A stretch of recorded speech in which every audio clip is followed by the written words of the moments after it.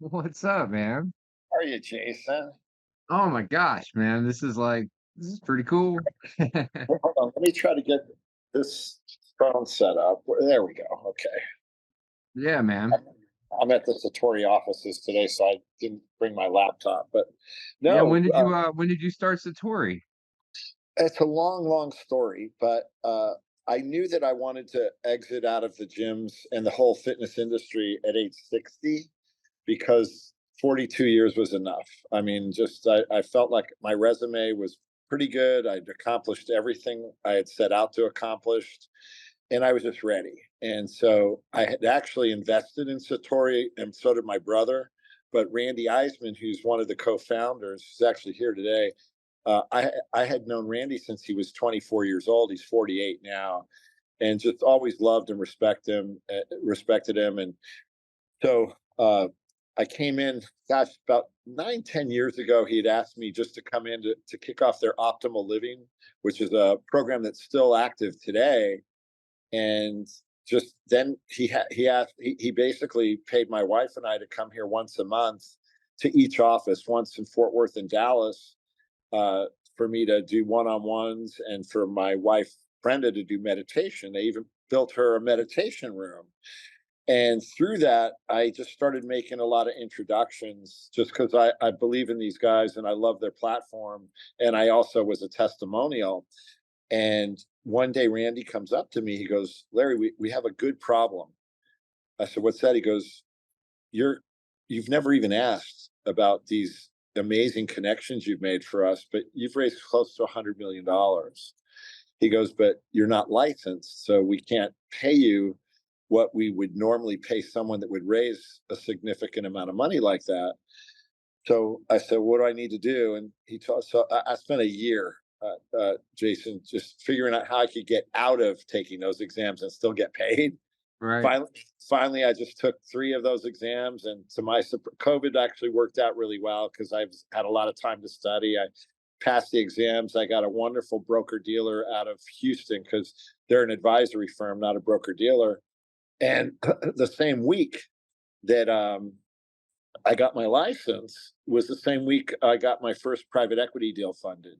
Mm, And so it was like a really just so gratifying and rewarding. And the space is easy for me because, as you know, and I can tell just from just our correspondence, our brief connection, that you are a people person and it's all about relationships. So that just sort of having had my business in Highland Park for so long and being in this young president's organization for so long and a founding member of Dallas Nationals and just the list goes on. Plus, I'd like to think just being on radio for all those years that people got a chance to know me. I was the same person that was on the radio, right.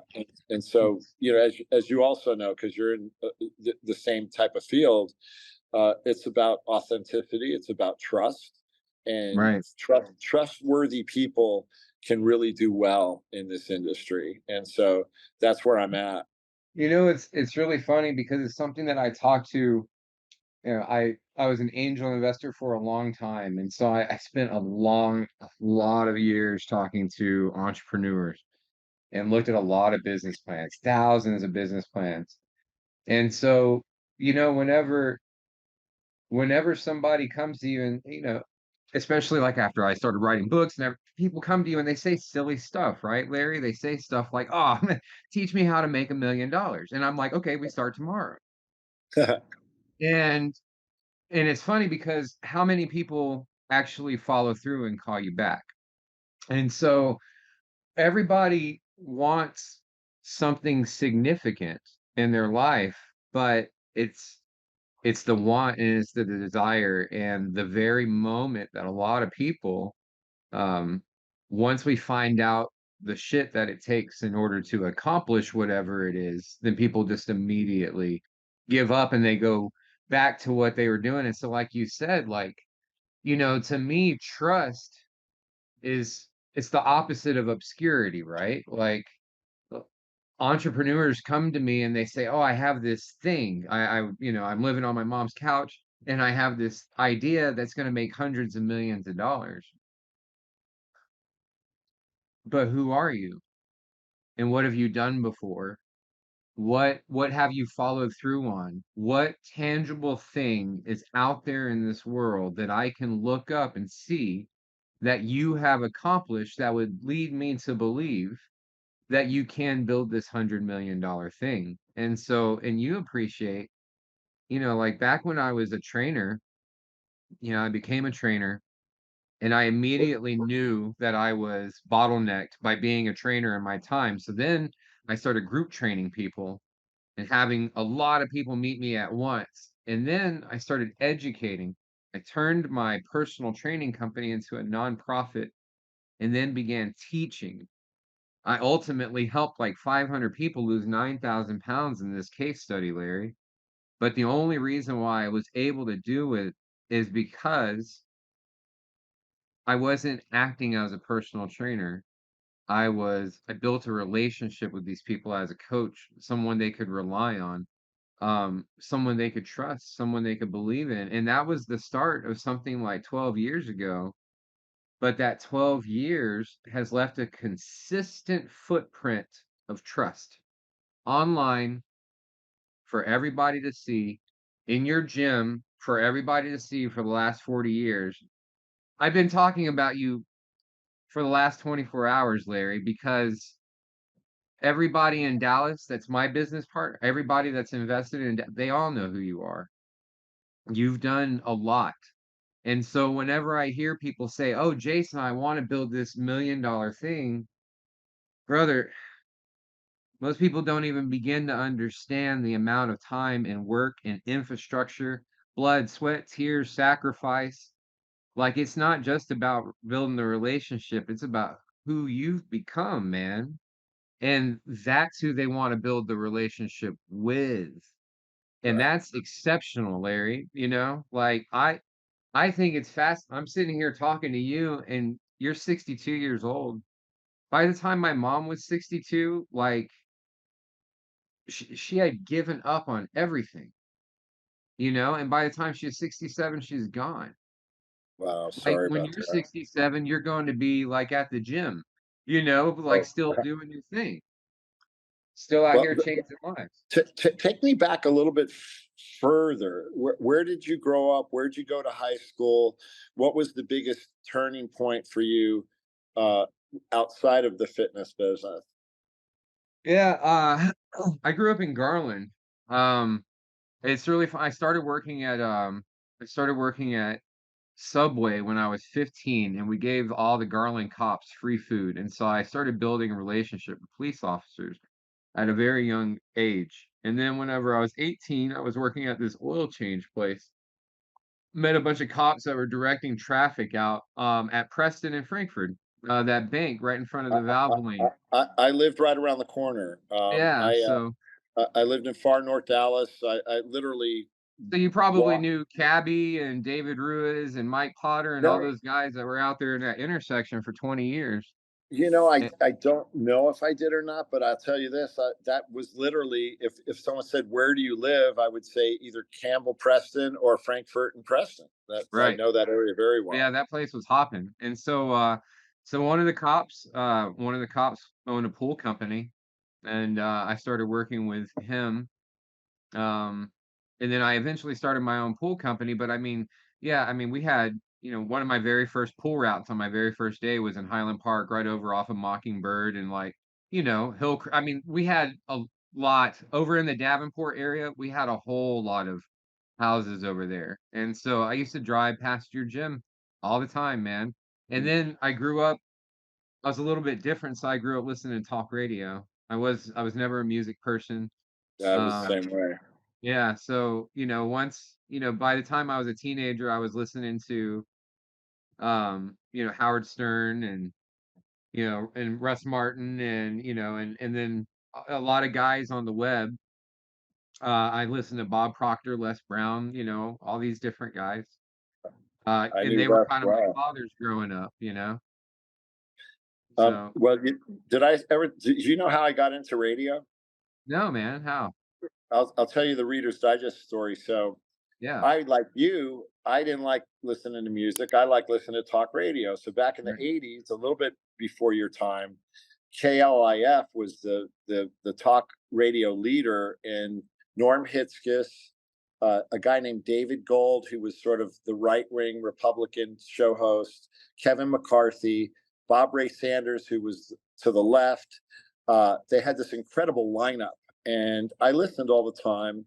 And Norm Hitzkiss, do you know who you know Norm, right? Yes. Hmm. Norm was into sports, but he was into horse racing. He was into gambling. So I thought, I'm going to train this guy, um, because maybe I'll get some good mentions. It'll help my personal training business. And I called and left message after message after message. And finally, one day, Norm answers the phone at his office. After dozens of tries, he didn't even let me finish. He goes, "I'll do it. I'll take your offer up. I'll have you train me," because he always had a weight problem. What he didn't know is that my dad was a degenerate compulsive gambler, and I was raised at the racetrack. So I knew a fair amount of horse racing, probably as much as he did. And he was just so fascinated with my knowledge of horse racing just through growing up at the racetrack. We became friends. And then one day, I just unannounced went into the headquarters to talk to the program director, who was a guy named Dan Bennett, who's now a pretty big executive for one of the big radio firms. And I basically pitched my story to him, and he says, "That's my idea." I said, "Excuse me." He goes, "That's my idea. I just called Ken." He goes, "I just called Dr. Ken Cooper to do a weekend show, and he turned me down. Said he's too busy. Said, write your name and number down." And the next week, I was a guest on the David Gold show as a guest. And of course, we lit up the phone lines. I had a natural aptitude for this. I knew that I did. And then the week after, he says, I checked, we had voicemail back then. I checked my voicemail. He goes, "Larry," he goes, "I've got good news and bad news. The good news is we're going to start you off. You're going to be the host of the weekend workout. The bad news is the only time slot I have is 7 a.m. on Sundays," which is like, that's the deadest spot on Right. radio you Right. ever had. But I took that spot, and it didn't take long for them to shove me into what would be like prime time weekends, which was 10 to 12 Saturday and Sunday. The show was a cash cow for them. I was on remote constantly. And then in my Highland Park gym, a guy named Spence Kendrick had an idea to do Sports Radio 1310 The Ticket. I trained with Skip Bayless at the time. Skip's been a beloved friend all these years. And I introduced him to Skip. And then Sports Radio 1310 is created. And so out of reciprocity, they tried to get me to come over there. And weekend hosts don't get a contract. They gave me a 3-year contract. They sweetened this deal so nicely that I told I couldn't turn it down. And I went to KLIF, and I announced to them, to Dan Bennett and the GM, Dan Halliburton. They were so angry. They were so pissed off. They're like, "That station will never last. It's on a bad free," like and we gave you your start, bullshit. And it's Right. like, I appreciate everything you've done for me. I can't even do this if it weren't for you. I was so humble and appreciative, but I took the job.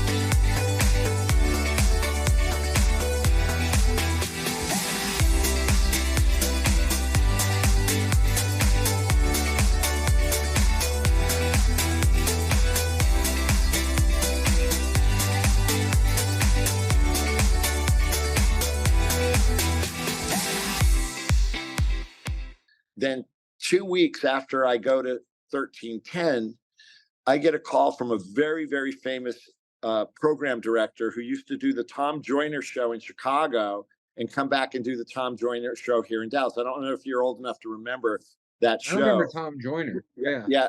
So Michael Spears, who had a very distinct voice, he became the program director at KRLD, which, if you're in talk radio at that time, now KRLD is the premier station you want to be Right. at. It has a gigantic signal. They could hear it in Austin. And he goes, Larry, this is Michael Spears. I've been a fan of yours for all these years. I want to get you over to KRLD. I call him. I go, why didn't you call me 2 weeks ago? I just signed a contract with 1310. And he goes, if anything ever changes, call me, Larry. I kid you not. The next week, I'm on an airplane. I don't, back then you didn't have Wi-Fi or any need to Right. check your phone. I check my messages, and Michael Spears goes, Larry, you're not going to believe this. We just bought 1310. We now own it. So now I get to have you on. He goes, I get to have you on KRLD. The story gets even better.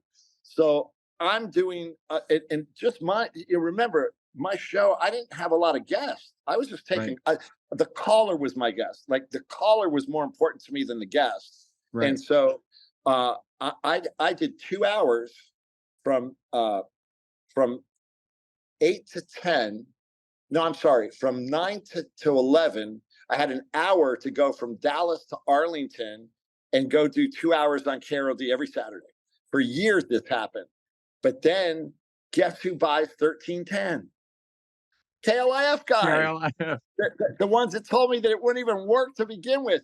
So then they have to sit down with me because Right. they don't want me to do both stations. One's a Yeah. competitor of theirs, and they hated having to pay me out of the contract because I had 2 years left. And so I said, guys, I love you, but I'm going to KRLD. And they had to pay me out of the contract, and no hard feelings. Years later, Dan, it was bittersweet for Dan because he felt like he did discover me and gave me my first shot, which he did. And then I spent 34 years on radio, and then I met Russ. I forget how I met Russ, but he had me as a guest. He honestly, his career was a fascinating success story. He couldn't buy a job in this town. I'm serious. He couldn't buy a job. He had this sort of not the greatest voice. He was a little flippant, a little arrogant, but they gave him this show. I forget what the station, I think it was 97.9. It started at midnight from like 12 to 2. And Yeah. to his credit, man, he created a formula. Do you know that they made so much money off his Oh, yeah. show? A Yeah. ton. And we had fun. I mean, he knew that I never took him too seriously, and that was part of the shtick, was to let him sort of goof on me. In fact, I don't know if you know this, he used to call me horse You face. got He horse said, face. yeah, Yeah. yeah. So you'd go to their website, and there was a little cartoon horse with my head going Yep. back and forth on the website, which by the way, that gave me great publicity. And Right. then Right. one day, my mother calls into the show and says, Russ, stop calling my son Horseface. And it's funny. Anyways, we always had fun. But as you know, as well as I do, I felt like he wasn't going to live a long life. He was very self-destructive, and it's just Yeah. sort of sad. I think that Russ was just a very lonely human being. And then when he got arrested, he got arrested in my gym in Right. South Lake, in my Yep. gym. In your And gym. and you know what? Because my dad was in prison. I still, in this country, believe that you are innocent until proven guilty. He found out who his true friends were during that period of time. And I said, Russ, I'm not here to judge you. I'm gonna support you. I hope that you get through this. I know that you will. And of course, he did get through it. He might have been guilty of what they accused him of, but yeah, it was just sad. It's sort of a sad story at the end of the day. He made a lot of money. I mean, Yeah. he was pretty successful financially and Yeah. didn't spend it on much. But anyways, that's sort of probably more information than you care to hear. But I thought I'd No, share that. my mom played radio contests whenever I was a kid. My dad went to work and my mom stayed at home. We had 3 different phone lines in the house. she would have different radio stations going throughout the day, KVIL, the Oasis, Oh, KLIF. that's funny. I That's mean, great. just anything. So I grew up going to radio shows, like I at least once a week I was somewhere eating pizza with Ron Chapman, and Oh, Ron Chapman never knew I existed, but I was still there. And so radio was just I was having this conversation yesterday, like whenever I connected with you and I thought it was fascinating that you come up on my connection list. And I was just having this conversation about the impact that radio was having in the 80s and the 90s and the early it's kind of stopped in the early 2000s, but radio used to mean so much, and there was so much talk, and there was so much listenership here in Dallas that, gosh, it really just meant something, and now everything is just so automated, and what, content is just kinda spewed out. so my brother Alan has a company called Keto Med, Yeah, and he sells it on a TV show called Know the Cause. And we both have known Doug Kaufman for decades, and so he and I discussed this a lot because I had my infomercial was pretty huge, was on radio, had my own TV show. Traditional media still does work, but you're going to be catering to an older demographic. right, Yeah, yeah. Not a lot of people in their 60s, 70s listen to podcasts, but today it's podcasts, which people don't realize. Radio that I did was live, your live radio, much different than a podcast. right. And because it's real time, I think my brothers always kid around that if social media had been around when in the 90s, my following would have been enormous because my infomercial played in 5 different countries constantly, and being on radio and being on all the modalities that I use. But yeah, it's the world has changed tremendously. In fact, I spoke to an infomercial guy who worked on my show in the days, who was the marketing behind it, and he said, yeah, traditional media still is going to work, but not as it used to. But they buy in. These guys, they buy into the influencers now. These influencers can be extremely effective. So it's just interesting.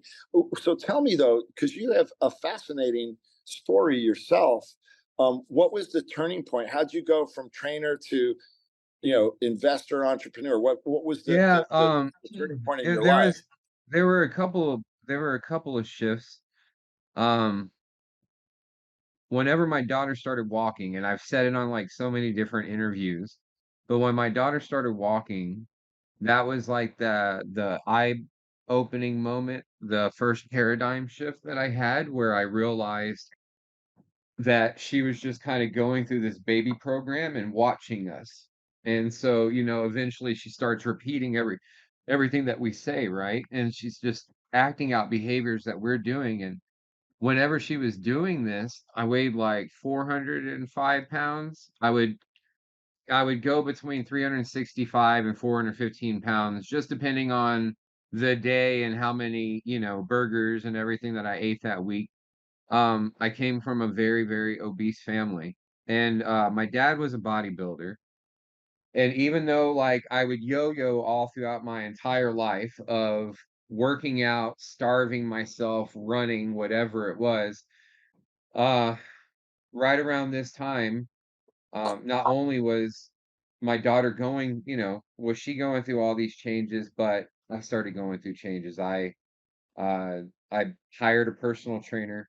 After going through a bunch of really bad trainers, because as well as I do, there's a lot of trainers that are in the industry that have been athletes their entire life and they look good, but they don't know anything about how to change a person.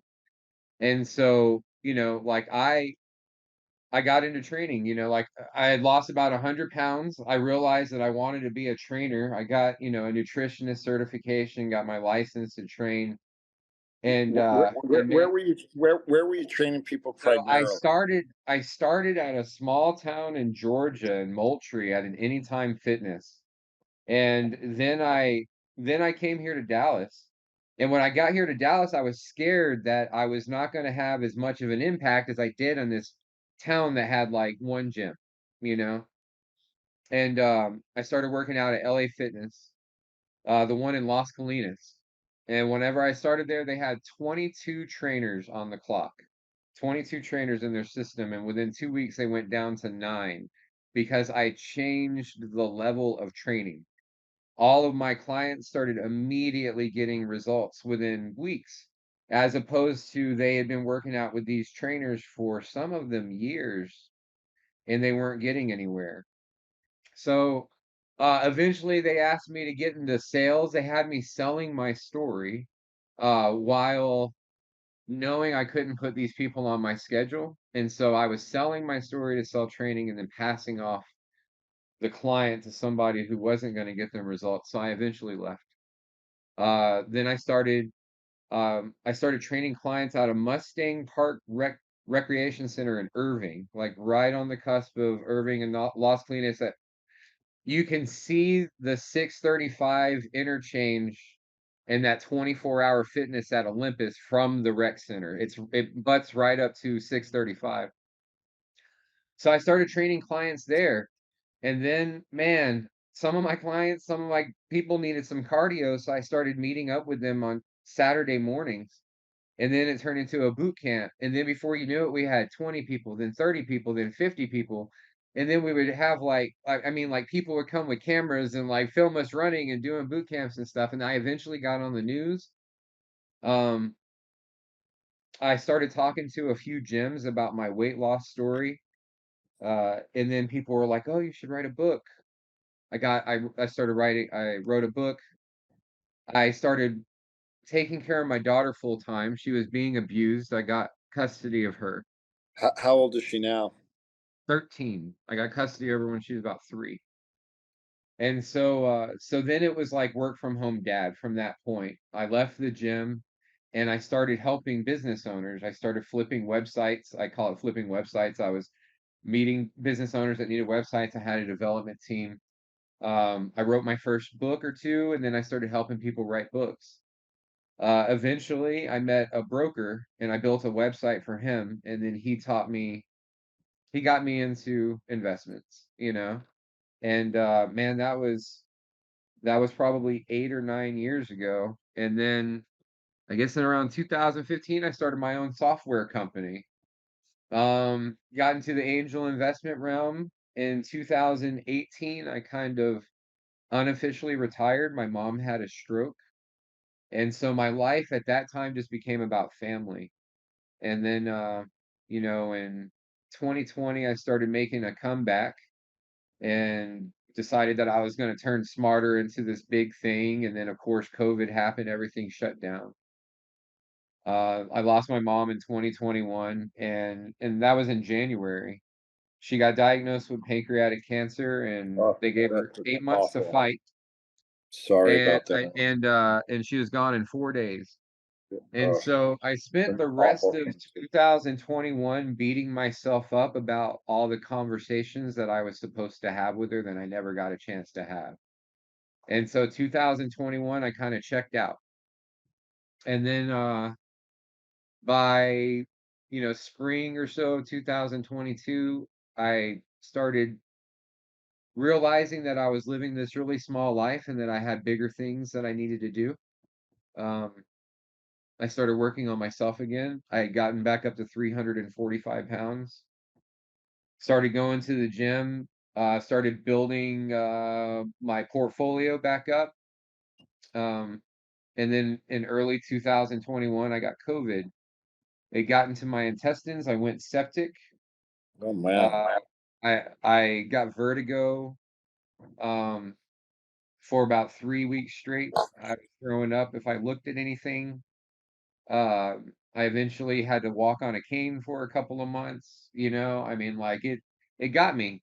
And so it was around April of this year, just about 4 months ago, whenever I finally started working on myself again, I decided to I was listening to Tony Robbins and Ed Mylett on a podcast when I was laying in the hospital.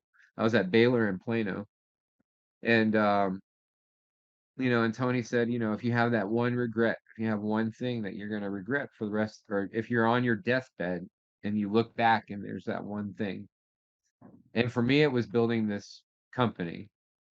And the main reason is because there was a bigger reason for it. I never wanted to build this company for money. I wanted to build this company because the company is a domino that starts the footprint or it starts the I don't know, man. It's like the domino that starts what I have planned to do to help the world, the things that I have in my heart that I know that I was put here for.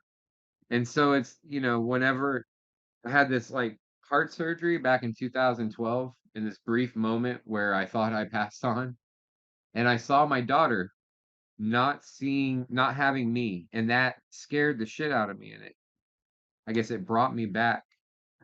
But whenever COVID happened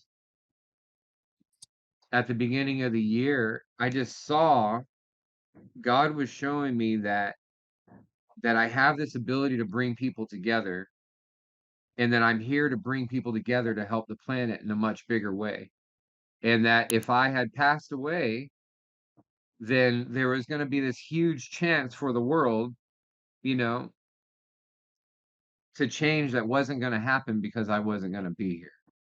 And so that was what pushed me to fight, to like fight through COVID and stand back up and come back and do what I'm working on now. And so, yeah, it sounds really funny. Like I'm sitting over here in my little apartment in Dallas talking about my plans for changing the world. But, as well as I do, man, it starts small.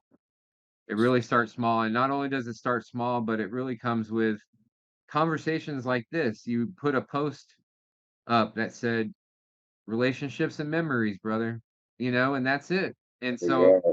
now at 40 years old, I'm realizing that I'm never going to have a bad day again. I've learned to have moments that I don't necessarily like, but I've never let it go past that moment. And so even now with my health, like I'm not bodybuilding and I'm not trying to kill myself the way I was in the gym 10 or 12 years ago when I was a trainer because my life is different. It was a little bit easier for me to stay in shape when I was getting paid. But right now, what my focus is making sure that I walk every day. So, like, I do this little 3.5 mile walk in one of the White Rock trails over here in my neighborhood. It's got a bunch of hills. I make sure that I get that 3.5 miles a day. If I can get to the gym 3 or 4 times a week with my busy ass schedule, then I'm happy. But the most important thing is I'm not stressing right now because what I say, whenever I say COVID almost killed me at the beginning of the year, I think stress almost killed me at the beginning of the year. And COVID just kind of caught a ride.